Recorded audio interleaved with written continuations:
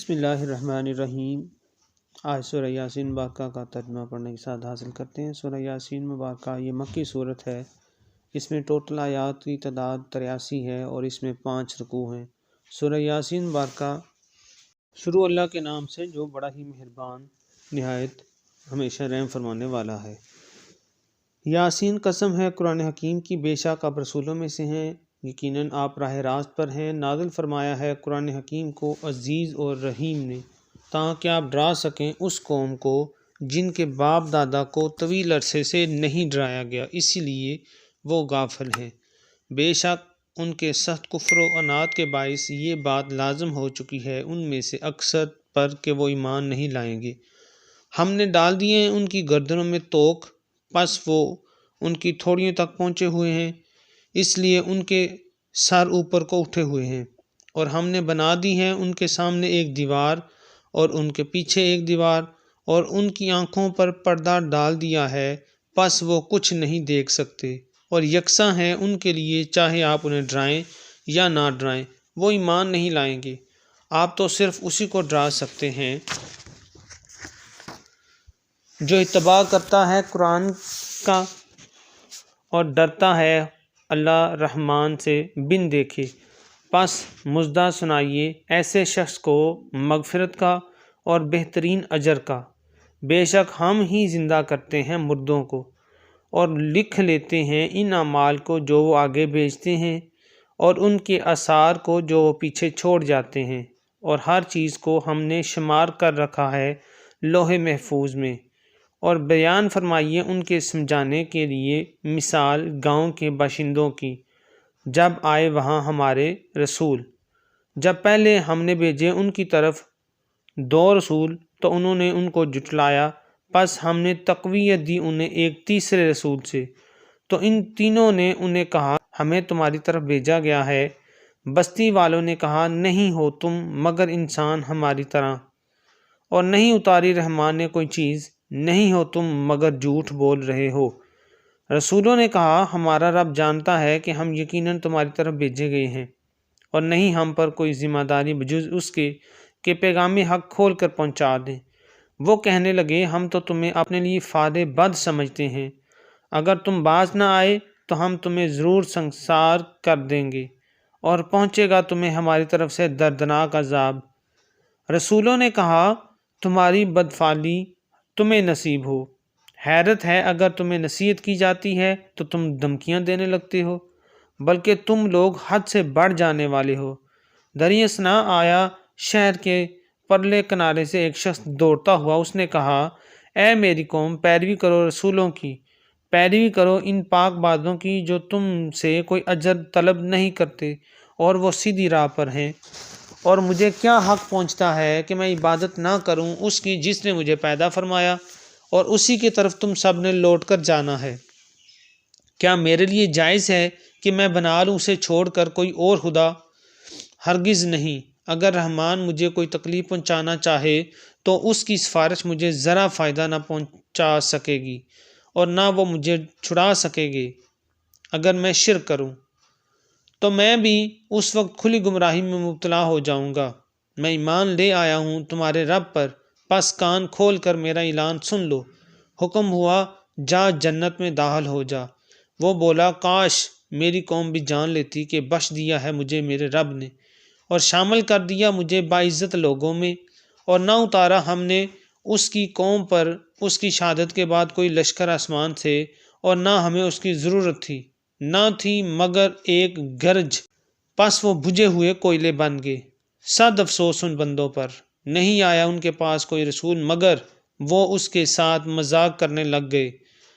کیا انہیں علم نہیں کہ کتنی امتوں کو ہم نے ان سے پہلے ہلاک کر دیا، اور وہ آج تک ان کی طرف لوٹ کر نہ آئے، اور ان سب کو ہمارے سامنے حاضر کر دیا جائے گا۔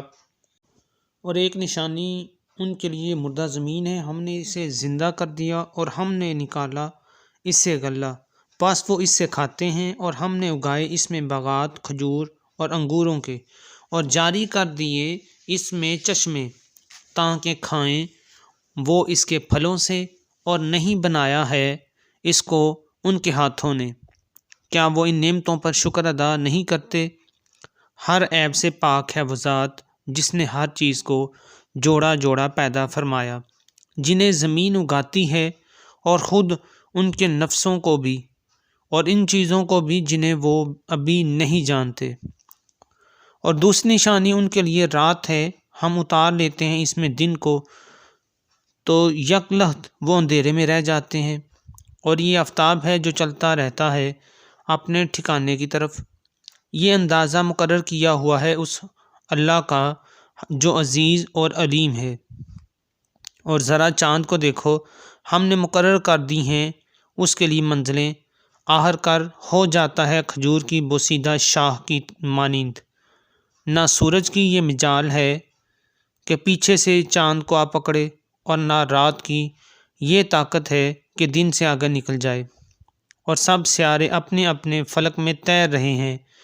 اور ایک نشانی ان کے لیے یہ بھی ہے کہ ہم نے سوار کیا ان کی اولاد کو ایک کشتی میں جو بھری ہوئی تھی، اور ہم نے پیدا کی ان کے لیے اس کشتی کی مانند اور چیزیں جن پر وہ سوار ہوتے ہیں، اور اگر ہم چاہیں تو انہیں غرق کر دیں، پس کوئی ان کی فریاد سننے والا نہ ہو اور نہ ڈوبنے سے بچائے جا سکیں، بجز اس کے کہ ہم ان پر رحمت فرمائیں اور انہیں کچھ وقت تک لطف اندوز ہونے دیں۔ اور جب انہیں کہا جاتا ہے کہ ڈرو اس عذاب سے جو تمہارے سامنے ہے اور جو تمہارے پیچھے ہے، تاکہ تم پر رحم کیا جائے، اور نہیں آتی ان کے پاس کوئی نشانی ان کے رب کی نشانیوں سے مگر وہ اس سے روگردانی کرنے لگتے ہیں۔ اور جب انہیں کہا جاتا ہے کہ حج کرو اس مال سے جو تمہیں اللہ نے دیا ہے، تو کافر کہتے ہیں اہل ایمان کو، کیا ہم انہیں کھانا کھلائیں جنہیں اگر اللہ چاہتا تو خود کھلا دیتا؟ اے ناساہلو، تم تو بالکل بہک گئے ہو۔